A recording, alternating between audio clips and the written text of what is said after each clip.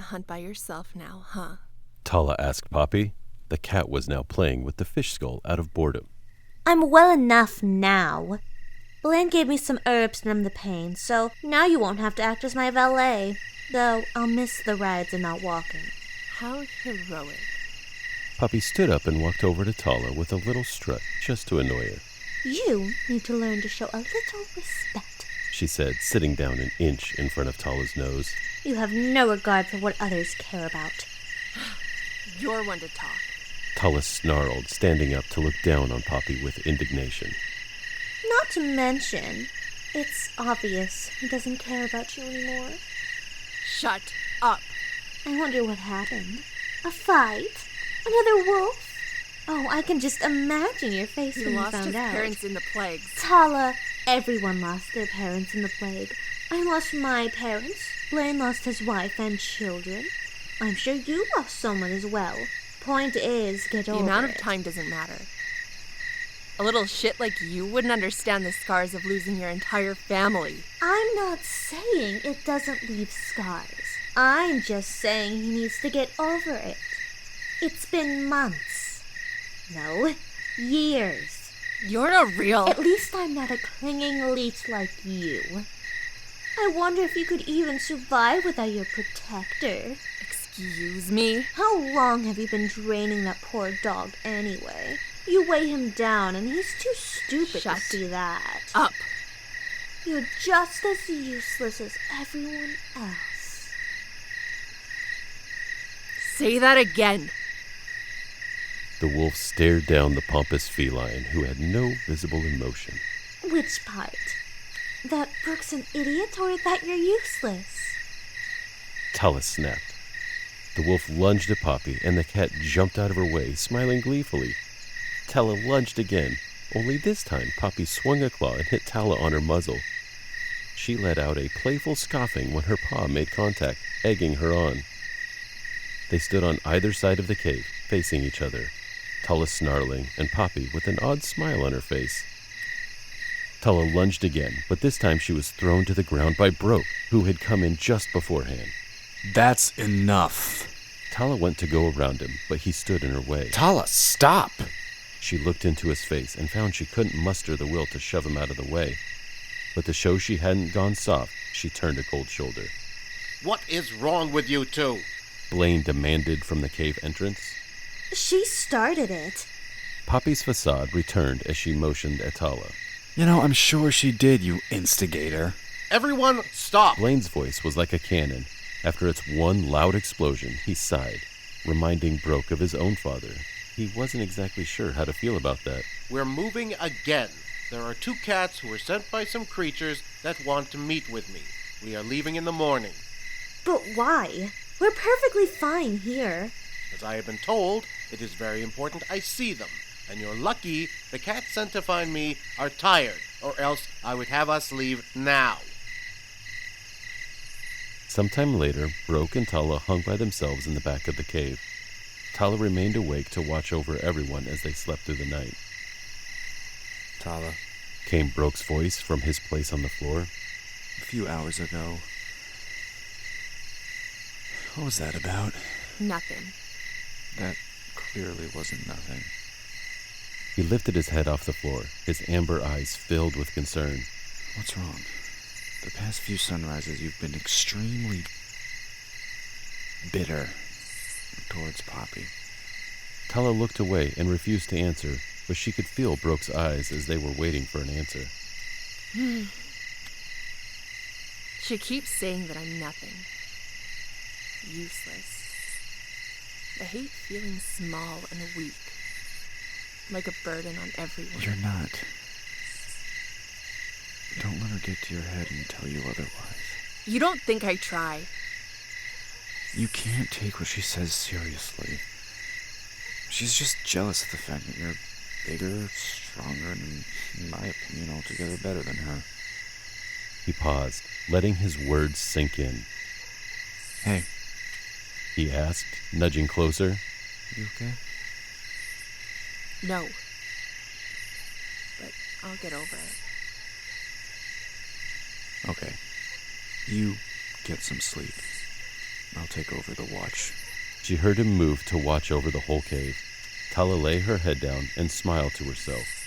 She waited a while and moved her head onto one of Brooke's outstretched paws. She heard him move to watch over the whole cave. Tala lay her head down and smiled to herself. She waited a while and moved her head onto one of Brooke's outstretched paws. He didn't pull away. Jai, She called for her brother entering the cave. what are you doing? I am trying to learn. Her brother said. He was sitting in the middle of the cave passage, in the middle of running water, as he literally had nothing else to do. He had his golden brown back to her, but spun his head over his shoulders to look at her with his black manic eyes. Doesn't look like you're doing anything. What do you want, Nava? We have to do something. I know. Quickly! I know, Nava. I know. Jai's cool composure breaking ever so slightly as his eyes flashed with crazed fire. Got it. I got the ideas of what we're trying to say. And look, I've been getting some help from here so we can understand everything we missed in the world quicker. They're helping me understand the past few millennia we missed, I think. And to understand the world as mortals understand it. And who is this little friend that you have found? Nava swirled her orange and black striped paw in the waters that flowed into the cave, creating the pools. Occasionally, flower petals would make their way inside, en masse, from the nightly prayers. How are they helping you? Nava pushed after, not hearing an answer from her crazed brother. He always got lost in his own little world. She is helping quite a lot. Jai finally answered, not all there as he repeated the same answer he had before, but worded differently. Being away from the mortal world for so long, it seems we've missed a good many things. As long as they help us move forward towards our goal. May I meet this creature? Of course. And Jai bounded off into the blue shimmering caves. Nava rushed to follow Jai deeper into the caves. The water glowed with its strange ethereal blue light. It lit up the cavern all the way down its depths. Though Nava knew they were just glowworms, it still fascinated her. She came wandering into the caves severely injured. And I've been helping her recover. She had been wandering off for a long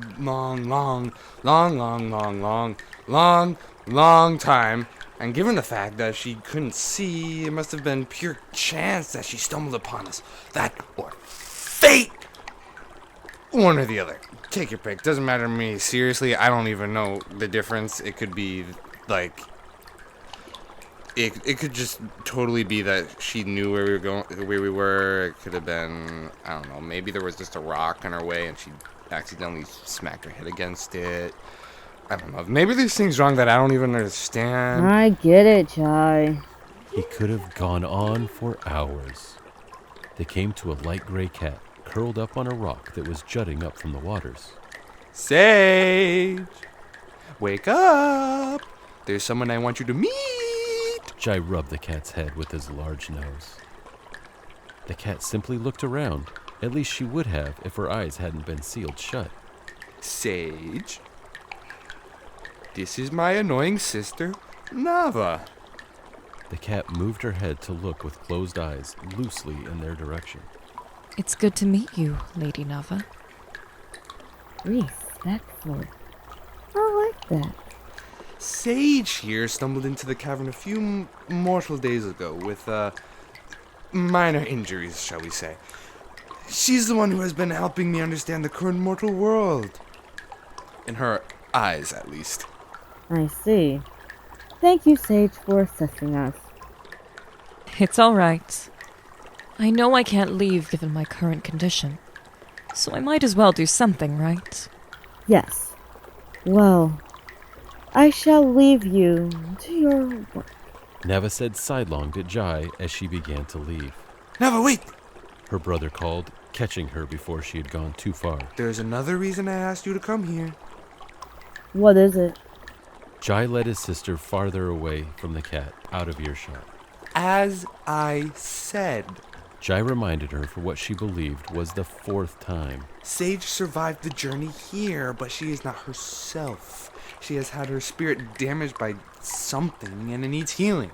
I thought that would be more your area of expertise, just because, I kind of make chaos. You want me to heal this mortal? Jai! Please, pretty please, pretty please. She's really nice and won't last long if she's not properly healed.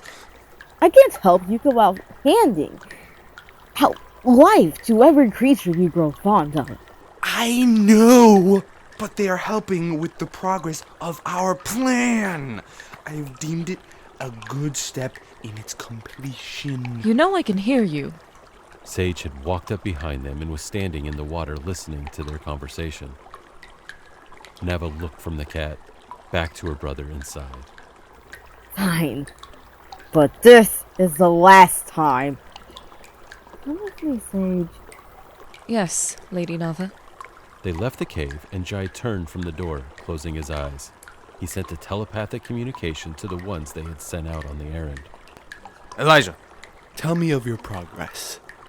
Please. No, seriously, I need to know all of it. I have no idea what the hell's going on. My eyes are gone, and I cannot feel my paws, and everything's going into a circle.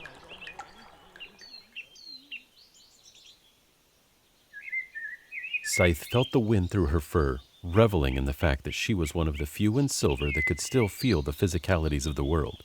She felt the warmth of the sun, then the cool crispness of the breeze, and it bit away that warmth as the sun brought it back. The soft moss under her paws was nice and relaxing, like a natural bed growing from the soil. She closed her eyes and tried to imagine she was like a bird flying directly into the wind as a strong gust swept up from the forest below the cliff and whipped past her ears. What are we doing here? Rosa was a red coyote tech, much like Icarus in personality. She loved the tech Silver had given her, though wasn't as full of herself to prevent others from getting the same tech that made her stronger. She looked much like a wolf, though a bit smaller in build.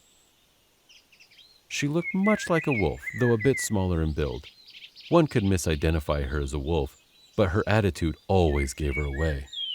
Her tech included the usual lenses, ear communication implant, and all the internal wiring required of her other enhancements.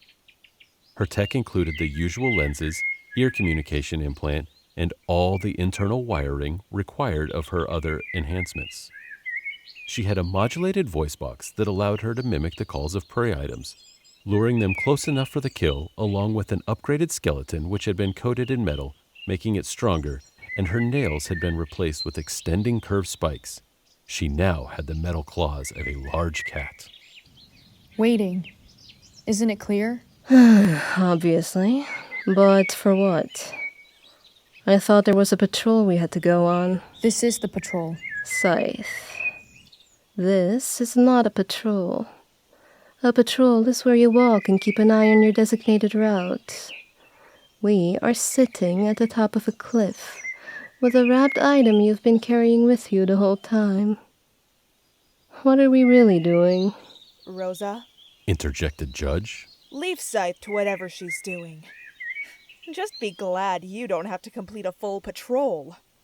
She was one of the older techs, nowhere near as advanced as Icarus, just a few simple wirings to make her life easier in her old age. She was up there in the ranks of Silver, whereas Scythe, Rosa, and Icarus were more along the lines of upper-leveled grunts and soldiers. Judge was an overseer of the facility, one of the few techs just below Ridge and Smoke in terms of status. They made sure everything ran smoothly, and as such, she was very level-headed. She had come with them on their patrol to get some fresh air. Whatever. Rosa turned away and made a bird noise with her voice box. A chorus of other songs rose in the trees.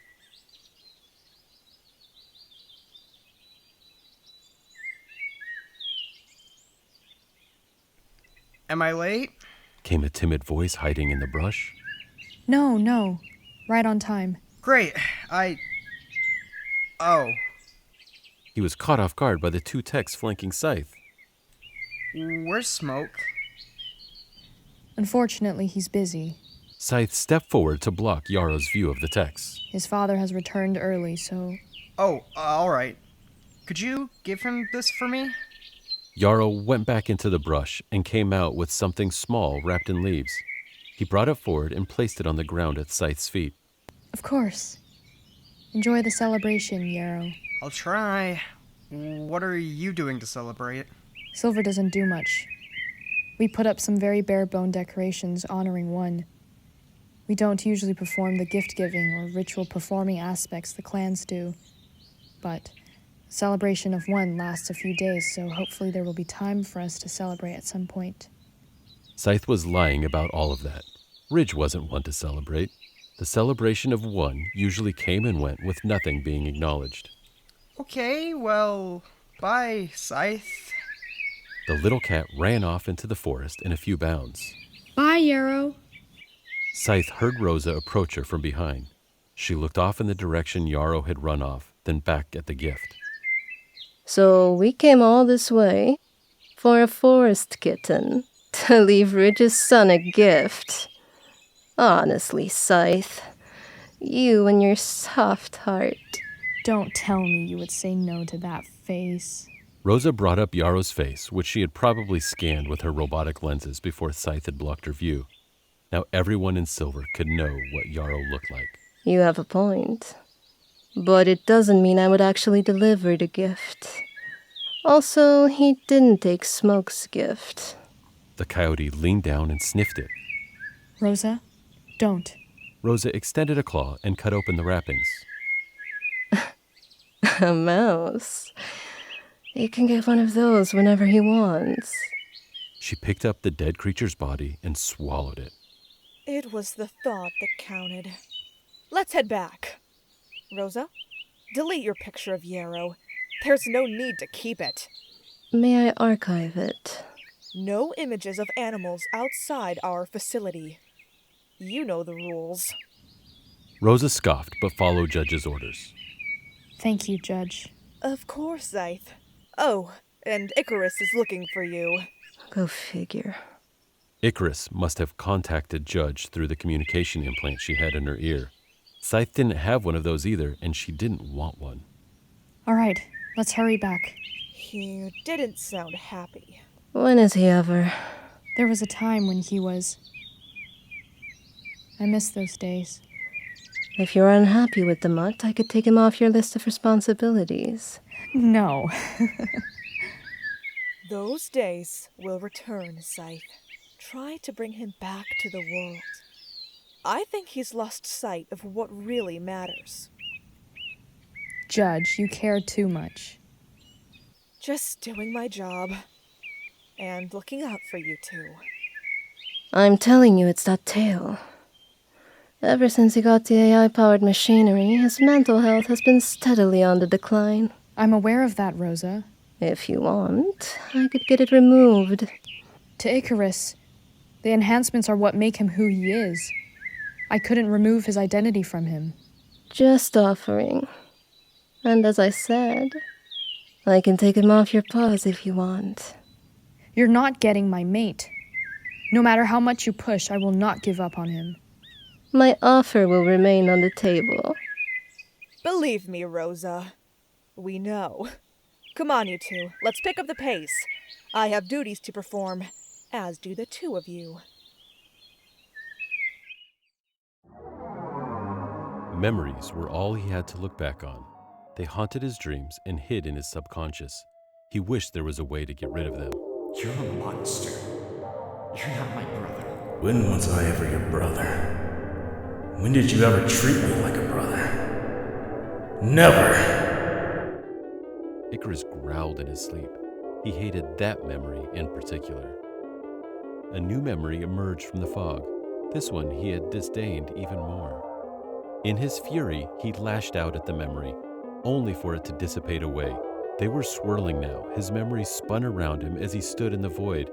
Every memory he had, painful, happy, sad, they all swirled around him in a vortex so he couldn't make them out clearly. He couldn't even make out the happy ones from the painful ones. Had he ever really been happy? He couldn't remember. He was able to focus on one, but when he realized which one it was, he wished he hadn't. He had been able to focus on one, but when he realized which one it was, he wished he hadn't. You can't stop this! Just give up! What you're doing, it's not right. You're hurting innocent creatures. I don't care! Look what you did to her! It's not right! The memory pulled back into the swirling vortex, which Icarus noticed was closing in on him. Another came forward and filled his mind with perhaps his one and only happy memory. Hey, are you alright? You don't look too good. Come on, my father can fix that right up. Well, come on! My name is Icarus. I'm Sky. Nice to meet you. Nice to meet you too. If anyone walked in on that moment, they would have seen something rarely ever seen. Icarus smiling. Not that anyone would believe them if they said anything, and good luck if Icarus caught wind of that. The memory vanished into the swirling vortex that was constricting around him even more. He had to curl his body to prevent himself from disrupting them. Then, of course, happiness was torn from him, and when his nose brushed into another memory which engulfed him. No. Scythe! I can heal her. I can help you both.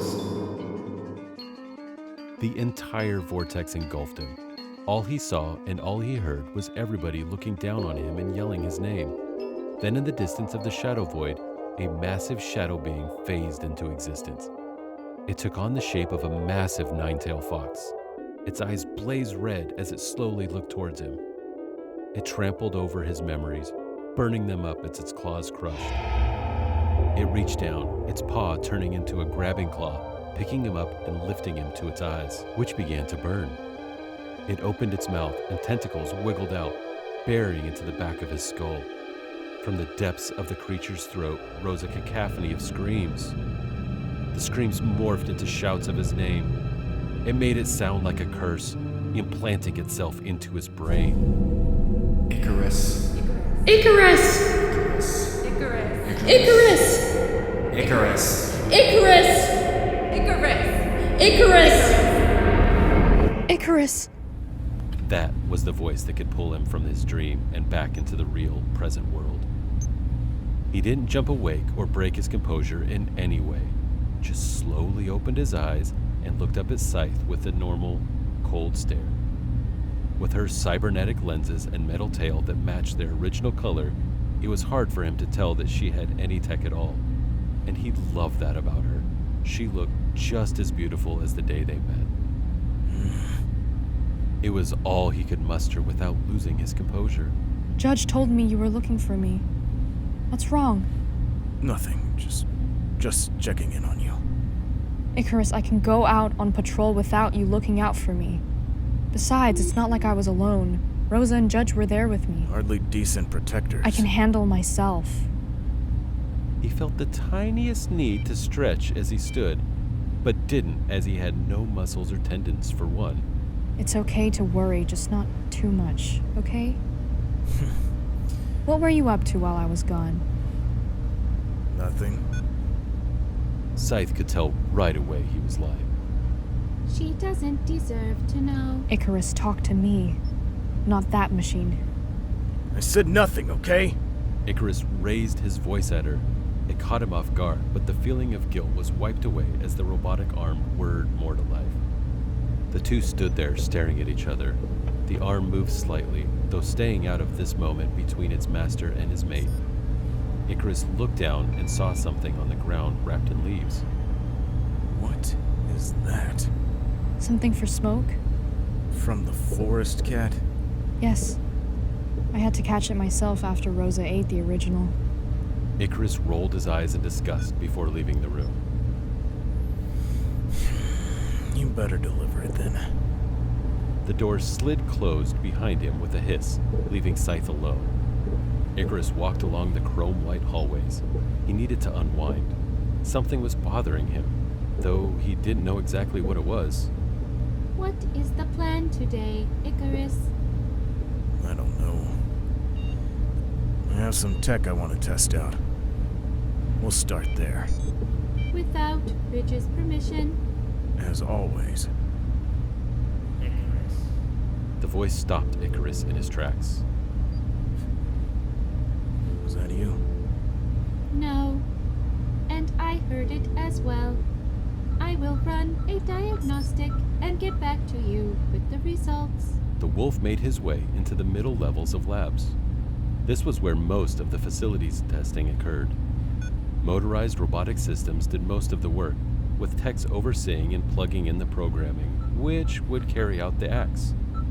These levels were darker than the upper levels and not as clean looking. Machinery and wiring were left out in the open rather than covered by panels like on the upper levels. This was where most of the silver worked and lived, though Icarus preferred the level that came below this one. This was where most of silver worked and lived, though Icarus preferred the level that came below this one. The lower levels, to any outside eye, might be considered hell. They were dark, damp, and smelled of corpses, as that was where the pit was. If a test subject failed or died, they were cast into the pit. When silver needed new parts or scrap metal, then the lowest ranking techs had to go down and retrieve what was required. The lights were soft red, which provided the only way of seeing down here, along with the screens of orange. The lower levels were usually filled with a cacophony of yells and screams of the captured, as this was where the unwilling animals were fitted with technology. For their benefit, of course. If they were successfully enhanced, they could start rising through the ranks, though very few could make it to the places held by techs such as Icarus. The overall goal of silver was to beat death by any means possible, and while you could do as Icarus had done and replace everything with machinery, the brain still had to remain intact. And the brain could still die. No one knew when the work would end, but they strived for when it would. Icarus walked into the lab. Due to his rank, he didn't have to be in the lower levels, but he could usually be found there. Icarus liked to project onto the subjects images of those he hated. He would have loved to actually hurt them, but he couldn't imagine doing any real harm to someone he had a connection to. Even with the animals he didn't know, his heart quivered when they yelped in pain. Sir, I've run the diagnostic. And? He's not a threat. He? A simple bug that will be gone when I run the next virus sweep. Can you do that now, please? I don't want it interfering with my testing. Right away, sir. The test subject he had requested was dragged in by two lower-level techs. They strapped the subject to the restraining apparatus and left. Icarus bent his tail and activated the small claw attachment to pick up the scalpel. Icarus made the clean incision and peeled the skin back, pushing small muscles out of the way. The wolf gave a loud groan of pain. It would have screamed if its jaws weren't held shut. Icarus pulled back a little, administering a larger dose of sedative and waiting for it to take effect. The animal's eyes fluttered closed, and he continued. As Icarus moved to cut with the bone saw, there was a loud ringing in his ear implant. It was so loud and painful, it sent him staggering to the floor. He heard his tail speaking with someone as he'd never heard before. If you will give me a second, I can... No. I believe you have intentions to be hostile. There was another loud noise in Icarus's real ears. His whole system, metal endoskeleton, tail, lenses, ear implants, and internal organ modifiers all reset, and Icarus seized, falling to the ground. The whole time he could hear the AI in his tail protesting and battling with the newcomer. That was dramatic. Sorry, they were making this horrible noise when I joined you, but now it's gone for the time being. Who are you? That depends. I mean, look what happened to the other guy. This wasn't any AI system Icarus knew of. He was too coherent. He stood and faced his test subject, who was still sleeping thanks to all the drugs. His tail remained limp and heavy, the bone saw still in its grasp. Let me show you what I can do for you. Then you can decide. His tail whirred to life and shot towards the subject. The saw was embedded in the skull and flipped on.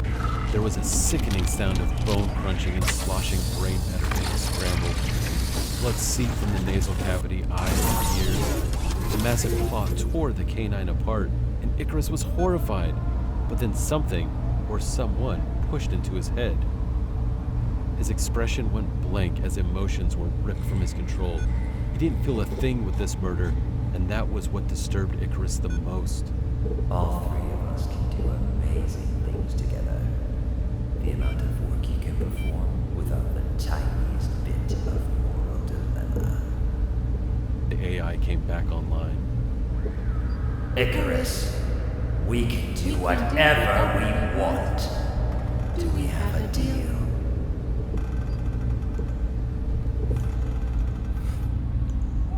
Yes. Icarus's mind was swept with an affirmation he couldn't control. He responded with a smile, cooler than usual. His tail whipped back to life as he regained control.